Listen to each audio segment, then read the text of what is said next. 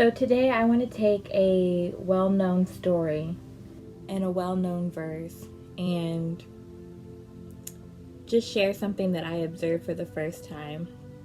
In Daniel 3:17 and 18, the three Hebrew boys say, "If we are thrown into the blazing furnace, the God we serve is able to deliver us from it, and he will deliver us from your majesty's hand. But even if he does not, we want you to know, your majesty, that we will not serve your gods or worship in the image of the gold idol you have set up." And this is key because you never hear Shadrach, Meshach, and Abednego say, "We know God will spare us from the fire."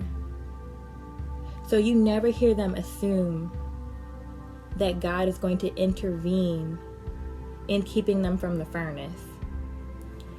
You never hear them say, God is going to grant us our best case scenario, because the best case scenario actually requires less faith.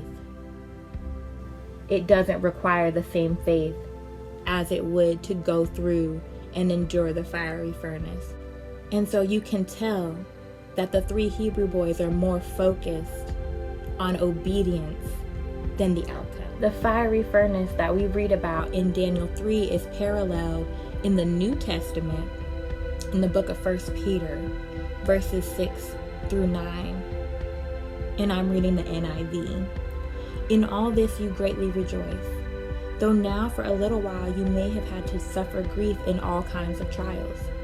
These have come so that the proven genuineness of your faith, of greater worth than gold, which perishes even though refined by fire, may result in praise, glory, and honor when Jesus Christ is revealed." We have to ask, what does it mean, refined by fire? As the gold is tested, that word testing means to purify, as going through fire. And so, of course, that begs the question, how does the metalsmith, the silversmith, the goldsmith know when the metal has been purified?